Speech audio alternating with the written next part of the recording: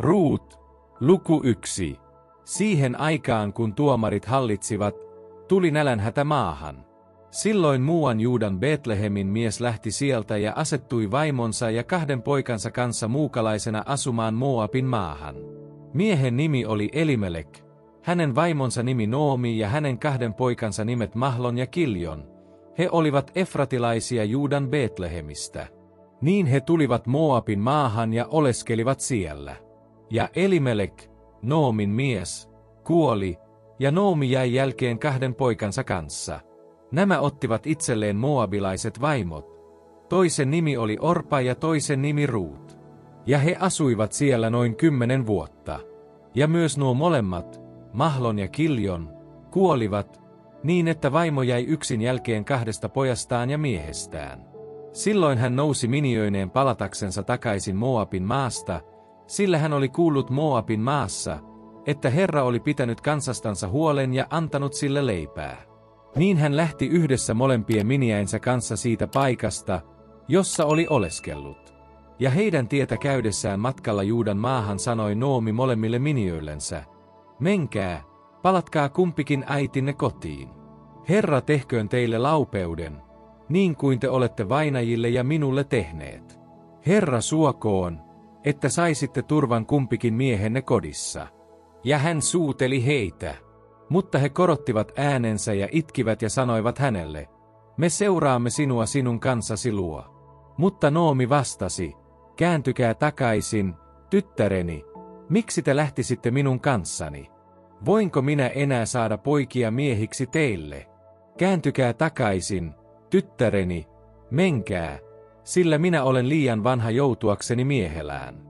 Vaikka ajattelisinkin, minulla on vielä toivoa, ja vaikka vielä tänä yönä joutuisin miehelään ja synnyttäisin poikia, ette kai te kuitenkaan odottaisi, kunnes he kasvaisivat suuriksi, ette kai te kuitenkaan sulkeutuisi huoneeseen ja olisi miehelään menemättä.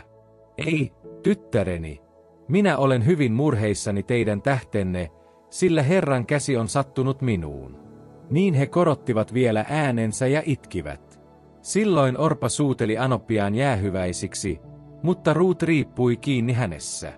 Ja Noomi sanoi, katso, kälysi on kääntynyt takaisin oman kansansa ja Jumalansa luo, käänny sinäkin kälysi kanssa.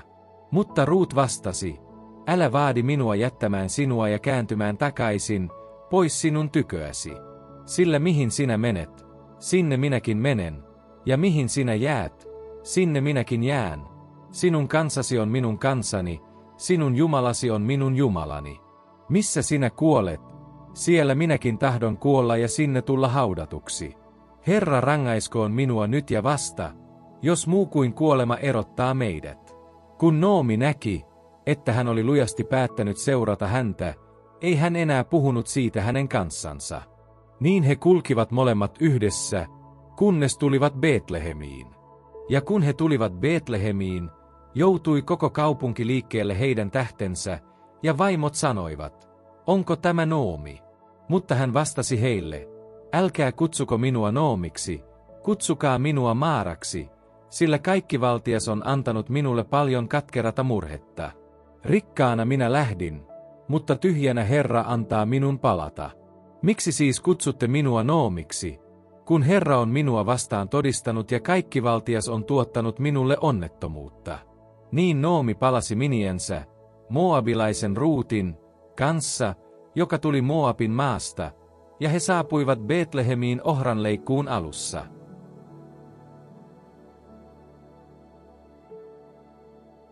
Ruut, luku 2. Noomilla oli miehensä puolelta sukulainen, hyvin varakas mies, Elimelekin sukua, nimeltä Boas. Ja moabilainen Ruut sanoi Noomille, anna minun mennä pellolle poimimaan tähkiä jonkun jäljessä, jonka silmien edessä saan armon. Noomi vastasi hänelle, mene, tyttäreni. Niin hän lähti ja meni poimimaan eräälle pellolle leikkuuväen jäljessä, ja hänelle sattui niin, että se peltopalsta oli Boaan, joka oli Elimelekin sukua. Ja katso, Boas tuli Betlehemistä, ja hän sanoi leikkuuväelle, Herra olkoon teidän kanssamme. He vastasivat hänelle, Herra siunatkoon sinua. Sitten Boas sanoi palvelijallensa, joka oli leikkuuväen päällysmiehenä, kenen tuo nuori nainen on.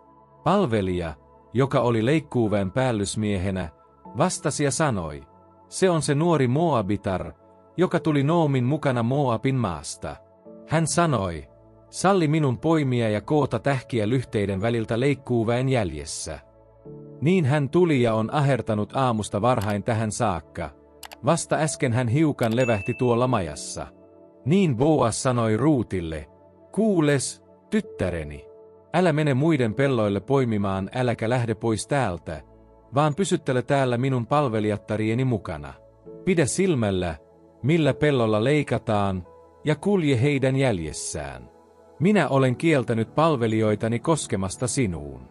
Jos sinun tulee jano, niin mene astioille ja juo vettä, jota palvelijat ammentavat. Silloin Ruut heittäytyi kasvoilleen, kumartui maahan ja sanoi hänelle, miten olen saanut armon sinun silmiesi edessä, niin että huolehdit minusta, vaikka olen vieras. Boas vastasi ja sanoi hänelle, minulle on kerrottu kaikki, mitä sinä olet tehnyt Anopillesi miehesi kuoltua, kuinka jätit isäsi ja äitisi ja synnyinmaasi ja lähdit kansan luo, jota et ennen tuntenut. Herra palkitkoon sinulle tekosi, tulkoon sinulle täysi palkka Herralta, Israelin Jumalalta, jonka siipien alta olet tullut turvaa etsimään. Ruut sanoi, minä olen saanut armon sinun silmiesi edessä, Herrani, sillä sinä olet lohduttanut minua ja puhutellut palvelijatartasi ystävällisesti, vaikka en ole yhdenkään sinun palvelijattaresi vertainen. Ruokaajan tultua Boas sanoi hänelle, käy tänne ruualle ja kasta palasesi hapan viiniin. Niin Ruut istui leikkuuväen viereen, ja Boas pani hänen eteensä paahdettuja jyviä, niin että hän sai tarpeeksensa ja jäi tähteeksikin. Kun hän sitten nousi poimimaan, käski Boas palvelijoitaan sanoen, hän saa poimia myöskin lyhteiden väliltä, ja te ette saa loukata häntä. Voittepa vetää sitomistakin joitakin tähkiä ja jättää ne hänen poimittavikseen, ja te ette saa nuhdella häntä. Niin Ruut poimi pellolla iltaan asti. Sitten hän pui, mitä oli saanut poimituksi, ja siitä tuli noin eefamitan verta ohria. Ja hän otti ne ja tuli kaupunkiin ja näytti Anopillensa, mitä oli poiminut. Sen jälkeen Ruut otti esille tähteet ruuasta, josta oli syönyt tarpeekseen, ja antoi ne hänelle. Silloin hänen anoppinsa sanoi hänelle, missä olet tänään poiminut ja missä olet tehnyt työtä? Suunattu olkoon se, joka on sinusta huolehtinut. Sitten hän ilmoitti Anopillensa, kenen luona hän oli ollut työssä, sanoen, se mies, jonka luona olin tänä päivänä työssä, on nimeltään Boas. Noomi sanoi miniällensä, suunatkoon häntä Herra, joka on osoittanut laupeutta eläviä ja kuolleita kohtaan. Ja Noomi sanoi vielä, hän on sukulaisemme ja meidän sukulunastajamme. Silloin moabilainen Ruut sanoi, vielä hän sanoi minulle, pysyttele vain minun palvelijaini mukana siihen asti, että he saavat kaiken minun leikkuuni lopetetuksi. Niin Noomi sanoi miniellensä Ruutille, hyvä on, tyttäreni, lähde hänen palvelijattariensa mukana, niin et joudu sysittäväksi muiden pelloilla. Ja hän pysytteli Boaan palvelijattarien seurassa poimien tähkiä, kunnes ohran ja nisun leikkuu oli lopussa. Sitten hän jäi olemaan anoppinsa luo.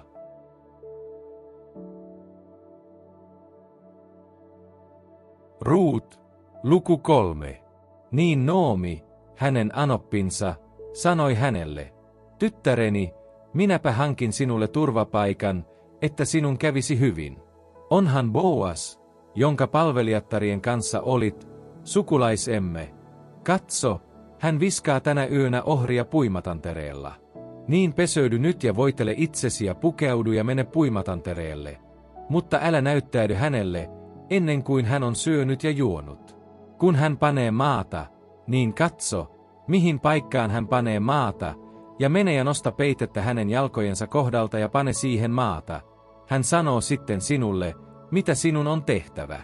Ruut vastasi hänelle, minä teen kaiken, mitä sanot. Niin hän meni alas puimatantereelle ja teki aivan niin, kuin hänen anoppinsa oli häntä käskenyt. Ja kun Boas oli syönyt ja juonut, tuli hänen sydämensä iloiseksi, ja hän meni maata viljakasan ääreen. Ja Ruut tuli hiljaa ja nosti peitettä hänen jalkojensa kohdalta ja pani siihen maata. Puoliyön aikana mies säikähti ja kumartui eteenpäin. Ja katso, nainen makasi hänen jalkapohjissaan. Ja hän kysyi, kuka sinä olet? Hän vastasi, minä olen Ruut, palvelijattaresi. Levitä liepeesi palvelijattaresi yli, sillä sinä olet minun sukulunastajani. Hän sanoi, Herra suunatkoon sinua, tyttäreni. Sinä olet osoittanut sukurakkauttasi nyt viimeksi vielä kauniimmin kuin aikaisemmin, kun et ole kulkenut nuorten miesten jäljessä, et köyhien etkä rikkaitten. Ja nyt, tyttäreni, älä pelkää. Kaiken, mitä sanot, teen minä sinulle. Sillä minun kansani portissa jokainen tietää sinut kunnialliseksi naiseksi. Totta on, että minä olen sinun sukulunastajasi, mutta on vielä toinen sukulunastaja, joka on läheisempi kuin minä. Jää tähän yöksi, jos hän huomenna lunastaa sinut, niin hyvä, lunastakoon. Mutta jollei hän halua lunastaa sinua, niin minä lunastan sinut, niin totta kuin Herra elää. Lepää siinä aamuun asti. Niin hän lepäsi hänen jalkapohjissaan aamuun asti, mutta nousi, ennen kuin kukaan vielä voi tuntea toisensa. Ja Boas ajatteli, älköön tulko tunnetuksi, että tuo nainen on tullut tänne puimatantereelle. Ja hän sanoi, anna tänne vaippa, joka on ylläsi, ja pidä sitä. Ja Ruut piti sitä. Silloin hän mittasi siihen 6 mittaa ohria ja pani ne hänen selkäänsä. Ja hän meni kaupunkiin. Ja Ruut tuli anoppinsa luo, joka sanoi, kuinka kävi, tyttäreni? Niin hän kertoi hänelle kaikki, mitä mies oli hänelle tehnyt. Ja hän sanoi, nämä 6 mittaa ohria hän antoi minulle, sanoen, et saa mennä tyhjin käsin anoppisi luo. Silloin Noomi sanoi, pysy alallasi, tyttäreni, kunnes saat tietää, kuinka asia päättyy. Sillä mies ei suo itselleen lepoa, ennen kuin hän tänä päivänä saattaa asian päätökseen.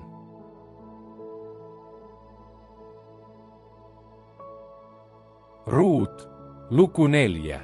Mutta Boas meni kaupungin porttiin ja istuutui sinne.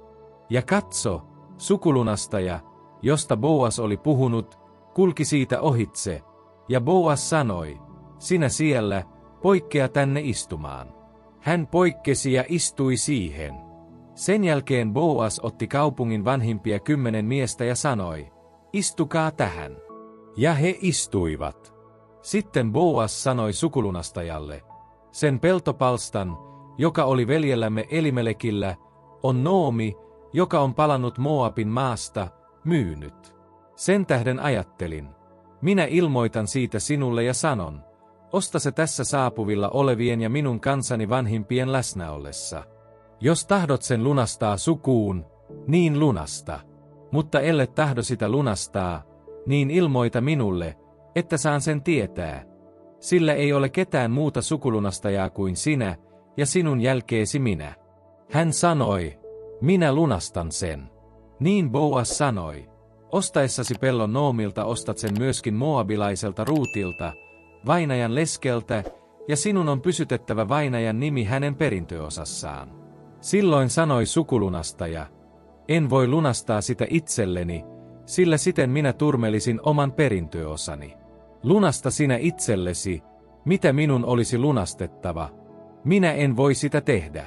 Muinoin oli Israelissa lunastus ja vaihtokauppoja vahvistettaessa tapa tällainen. Riisuttiin kenkä ja annettiin toiselle. Tätä käytettiin Israelissa todistuksena. Niin sukulunastaja sanoi Boaalle, osta sinä se itsellesi. Ja hän veti kengän jalastaan. Silloin sanoi Boas vanhimmille ja kaikelle kansalle, te olette tänään todistajina, että minä ostan Noomilta kaiken Elimelekin ja kaiken Kiljonin ja Mahlonin omaisuuden. Samalla minä olen ostanut myös moabilaisen Ruutin, Mahlonin lesken, vaimokseni, pysyttääkseni vainajan nimen hänen perintöosassaan, ettei vainajan nimi häviäisi hänen veljensä keskuudesta eikä hänen kotipaikkansa portista. Sen todistajat te olette tänä päivänä. Niin kaikki kansa, joka oli portissa saapuvilla, ja vanhimmat sanoivat, me olemme sen todistajat. Suokoon Herra, että vaimo, joka tulee taloosi, tulisi Raakelin ja Lean kaltaiseksi, jotka molemmat rakensivat Israelin huoneen. Tee väkeviä tekoja Efratassa ja saata nimesi kuuluisaksi Betlehemissä. Ja tulkoon niistä jälkeläisistä, jotka Herra antaa sinulle tästä nuoresta naisesta, sinulle suku, Pereksen suvun kaltainen, hänen, jonka Taamar synnytti Juudalle. Niin Boas otti Ruutin, ja tämä tuli hänen vaimokseen. Ja hän yhtyi häneen, ja Herra antoi hänen tulla raskaaksi, ja hän synnytti pojan.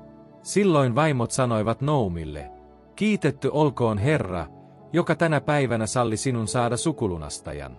Hänen nimensä tulee kuuluisaksi Israelissa.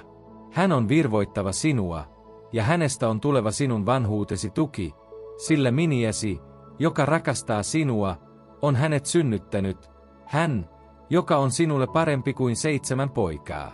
Niin Noomi otti lapsen, pani sen helmaansa ja rupesi sen hoitajaksi.